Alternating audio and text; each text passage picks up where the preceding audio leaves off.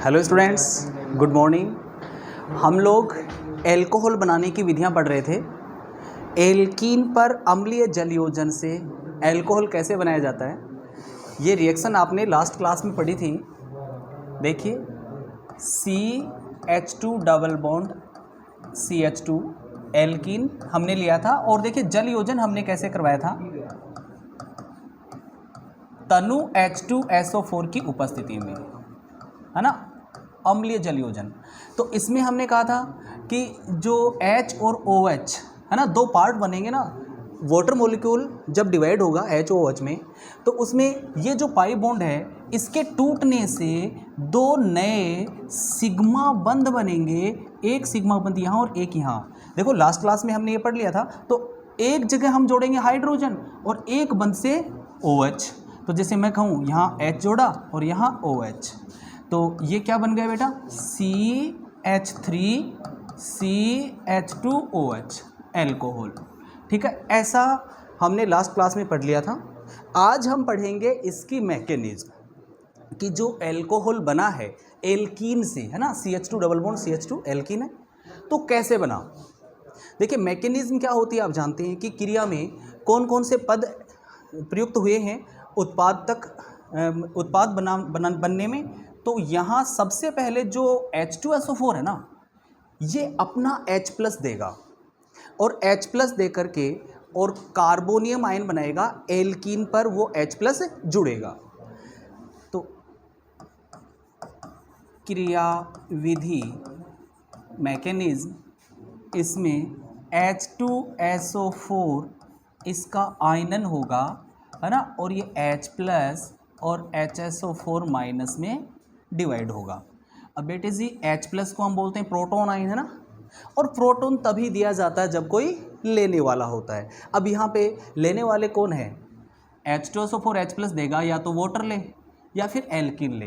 तो अगर water molecule इस H+ को गेन करेगा H2O + H+, तो हम इसको यूँ लिख सकते हैं हाइड्रोनियम आयन की फॉर्म में H3O+। ये हाइड्रोनियम आयन है।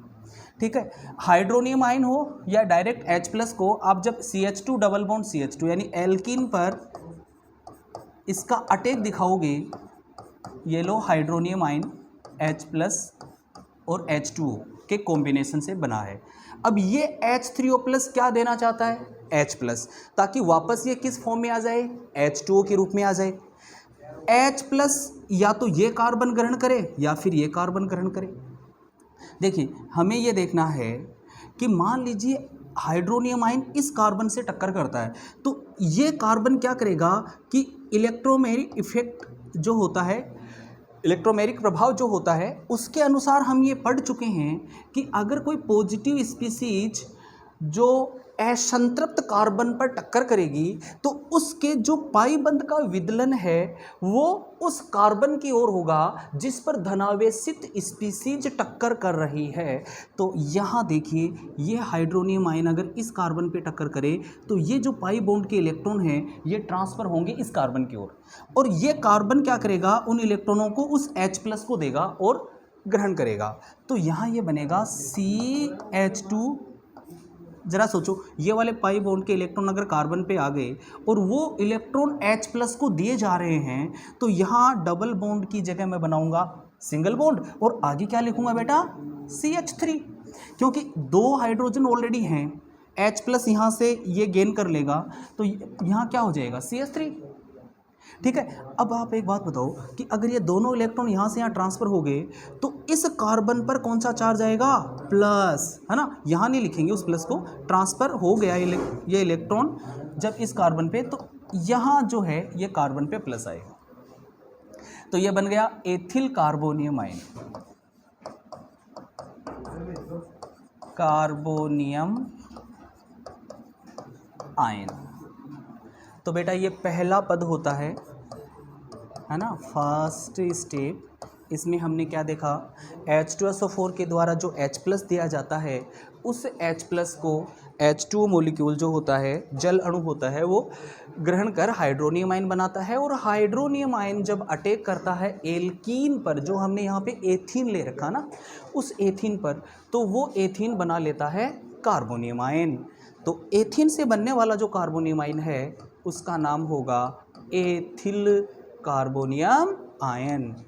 अब देखो बेटा आगे क्या होता है कि जो सेकेंड स्टेप हम शुरू करने जा रहे हैं, देखिए सेकेंड स्टेप में क्या होता है कि CH3CH2+ इसी एथिल कार्बोनियम आयन को मैंने यहाँ लिखा है, ठीक है ना।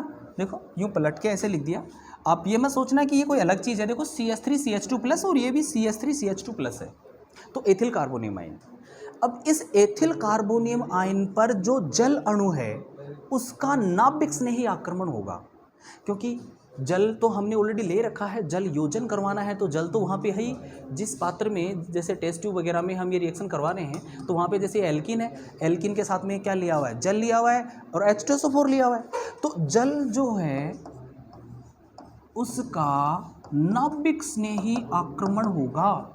अब क्यों होगा, आपका प्रश्न कि सर क्यों होगा, बेटे जी इसके पास देखो ये लोन पेयर है और जिस स्पीसीज के पास लोन पेयर है वो इलेक्ट्रॉन रिच होती है, इलेक्ट्रॉन धनी होती है, और इलेक्ट्रॉन धनी स्पीसीज अभिक्रिया में किसकी भांति कार्य करती है, इलेक्ट्रॉन रिच स्पीसीज किसको चाहेगी, पॉजिटिव को। तो पॉजिटिव को चाहने वाले को हम क्या बुलाते हैं, नाभिक स्नेही। तो ये आक्रमण करेगा इसके ऊपर। तो मैं इस बात को यूं बोलूं कि जैसे कार्बन पर पॉजिटिव चार्ज है, मींस यहाँ पर इलेक्ट्रॉन डेंसिटी कम है, और इसको पूरा करने के लिए ये जो ऑक्सीजन है, ठीक है ना, ये ऑक्सीजन अपना ये लोन पेयर दे रहा है, ठीक है, और ये लोन पेयर देगा और कार्बन लेगा। तो हम सब जानते हैं कि जब एक परमाणु अपना लोन पेयर दे रहा है, दूसरा ले रहा है, तो उनके बीच एक बंध बनेगा, है ना। एक परमाणु लोन पेयर दे रहा है, दूसरा ले रहा है, तो उनके बीच एक बंध बनेगा, और वो बंध देखो मैं यहाँ बना के दिखा रहा हूँ। ये लो बेटा, इस ऑक्सीजन और इस कार्बन के बीच मैंने बॉन्ड बना दिया है ना। और जब इसने इलेक्ट्रॉन इस कार्बन को दे दिया ना, तो इसका पॉजिटिव जो है वो तो समाप्त हो जाएगा ना इसके ऊपर से। लेकिन ऑक्सीजन पर क्या बीती ये आपको सोचना है। देखो इस स्टेप को दोबारा समझो। इस ऑक्सीजन ने अपना लोन पेयर कार्बन को दिया, तो ऑक्सीजन और कार्बन के बीच बॉन्ड बन गया। लेकिन ऑक्सीजन पर क्या हो रहा है, इलेक्ट्रॉन डेंसिटी कम हो रही है, इलेक्ट्रॉन घनत्व कम हो रहा है, क्योंकि इसने अपना लोन पेयर दे दिया। और इलेक्ट्रॉन युग्म दान करने से इसके पास इलेक्ट्रॉनों की कमी, और कमी का मतलब होता है पॉजिटिव चार्ज। और बेटे जी ऑक्सीजन पर पॉजिटिव है तो वो क्या कहलाएगा, ऑक्सोनियम आयन। क्या कहलाएगा, ऑक्सोनियम आयन। तो ये ऑक्सोनियम आयन बन गया है। ओके, ये ऑक्सोनियम आयन है। अब आप जानते हो कि ऑक्सीजन तो फोन का सदस्य है, ऑक्सीजन तो फोन का सदस्य है, ये लेना जानता है देना नहीं। लेकिन पता नहीं क्या हुआ कि इसने लोन पे डोनेट किया। तो भाई ये तो शेर है ना, जंगल का शेर, और भूखा है क्योंकि पॉजिटिव चार्ज है, तो शेर भूखा होगा तो खतरनाक हो गया। अब तो ये बहुत ज़्यादा रिएक्टिव हो गया है ऑक्सोनियम आयन। अब ये फटाफट जो है अपनी स्टेबिलिटी को प्राप्त करना चाहेगा। तो उसके लिए देखिए थर्ड स्टेप में क्या होता है, मैं इसी को उठा के यहाँ रख रहा हूँ बेटा, CH3CH2OH+। अब देखो ये स्पीसीज मैंने यहाँ लिखी जो ऑक्सोनियम आयन बता रहा हूँ। अब क्या करेगा कि ये पॉजिटिव को सह नहीं कर सकता ना, ये तो ऑक्सीजन है, उच्च विद्युत ऋणी परमाणु है, नेगेटिव में रहना पसंद करता है, प्लस में रहना पसंद ही नहीं करता। इसको ये चीज़ पसंद ही नहीं है। अब जब इसको ये चीज़ पसंद ही नहीं है तो ये तुरंत क्या करेगा, अपना पसंद वाला काम करना चाहेगा। तो यहाँ पर इसके लिए आसान काम कौन सा है, अच्छा भूखा शेर है, वो हाथी की शिकार करना चाहेगा या हिरण की, तो जो आसान शिकार है वही। तो आसान कौन सा है भाई, पप्पू को लात मारना। देखो हाइड्रोजन यहाँ पर है, इसको इजीली कम ऊर्जा से इस बंध को तोड़ा जा सकता है, इसलिए यहाँ से इस बंध को तोड़ा जाएगा और हाइड्रोजन यहाँ H+ के रूप में रिमूव हो जाएगा। ओके, और जैसे ही इस बंध के दोनों इलेक्ट्रॉन ऑक्सीजन पे आएंगे, ऑक्सीजन अपने पहले वाली फॉर्म में आ जाएगा, उसका पॉजिटिवनेस है वो समाप्त हो जाएगा और ये बन जाएगा CH3CH2OH। देखिए यहाँ से हाइड्रोजन हमने रिमूव कर दिया और ये H+ के रूप में निकल गया। तो ये दोनों इलेक्ट्रॉन ऑक्सीजन पे पहुंच गए तो ऑक्सीजन का पॉजिटिवनेस समाप्त हो गया। ठीक है, और ये क्या है, अल्कोहल। तो हम क्या चाहते थे, अल्कोहल बनाना। और कहाँ से स्टार्ट किया देखिए हमने, एल्कीन से, है ना, और लास्ट देखिए हमने ये एल्कोहल यहाँ बनाया था तो रिएक्शन थी, और फिर इसका जो हमने मैकेनिज्म इसकी देखी तो उसमें देखिए यहाँ पे ये एल्कोहल हम बना चुके हैं। और इस प्रकार से हम कह सकते हैं कि एल्कीन पर अम्लीय जलयोजन 3 पदों में होता है, जिसमें जो प्रथम पद है उस प्रथम पद में हमने देखा कि H2SO4 के द्वारा दिया गया H+ एल्कीन ग्रहण करता है और कार्बोनियम आयन बनाता है। फिर देखिए सेकंड स्टेप में हमने क्या देखा कि जो कार्बोनियम आयन होता है उसके ऊपर जल अणु का नाभिक स्नेही आक्रमण होता है और ऑक्सोनियम आयन बनता है। ऑक्सोनियम आयन है वो तो बहुत ज़्यादा अनस्टेबल होता है और उससे प्रोटॉन आयन रिलीज होता है H+ फॉर्म में, और फाइनल प्रोडक्ट आपको मिलता है एल्कोहल। ठीक है, अब आपको सर ये H+ कहाँ गया, भाई आपने शुरू में किसी से कुछ उधार लिया होगा, ये देखो यहाँ पे ये H+, तो जो HSO4 माइनस सॉल्यूशन में प्रेजेंट है वो HSO4 माइनस इस H+ को लेगा और वापस क्या बना लेगा, H2SO4।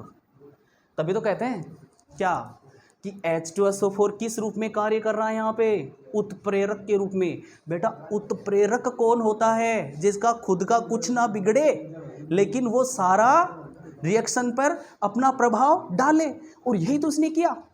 जरा सोचो कुछ बच्चे कहते हैं जैसे रिएक्शन लिखी और वो कहेंगे सर मैं ना H2SO4 लिखना भूल गया, बाकी तो मेरा पूरा सही है।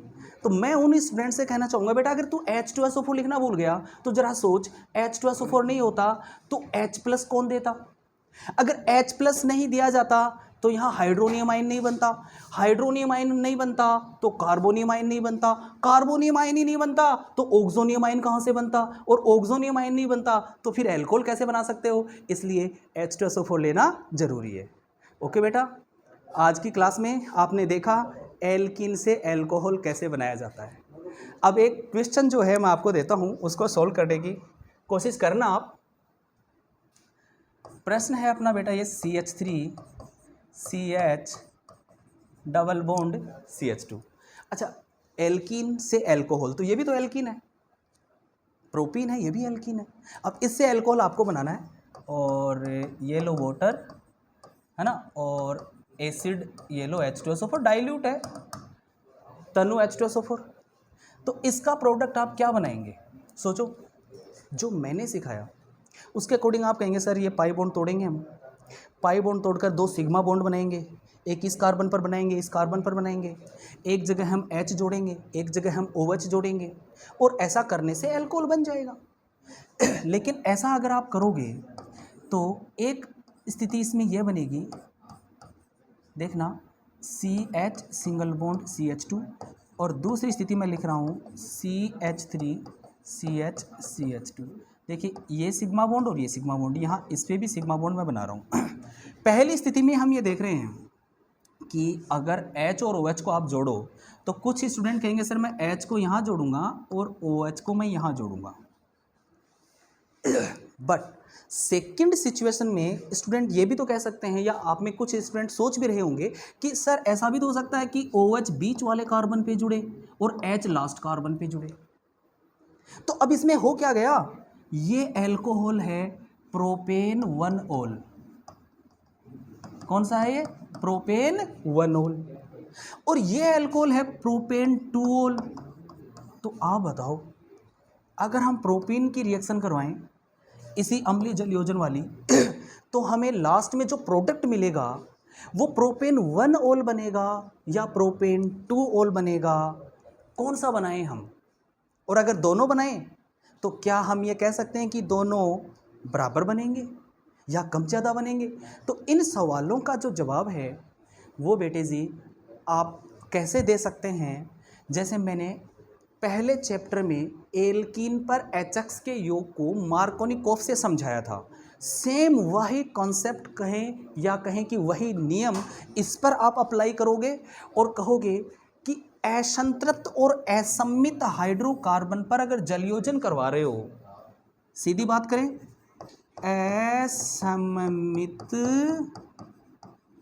एल्कीन, देखो असम्मित एल्कीन मतलब डबल बॉन्ड के दोनों तरफ कार्बन की संख्या सेम न हो, तो उस पर जलयोजन मार्कोनिकोफ नियमानुसार ही होता है, मार्कोनिकोफ के नियमानुसार ही होता है। अर्थात OH वहां जुड़ेगा जहां हाइड्रोजन कम होते हैं, तो बीच वाले कार्बन पर एक हाइड्रोजन है, इस पर दो हैं, तो OH वहां जुड़ेगा जहां हाइड्रोजन कम होते हैं। इट मीन्स ये वाला प्रोडक्ट जो होगा वो मुख्य उत्पाद होगा, ये मुख्य उत्पाद है बेटा, और ये अल्प उत्पाद है। 80% मात्रा में ये बनेगा, 20% मात्रा में ये बनेगा। ओके, ठीक है, आज की क्लास में बस इतना ही। Thank you.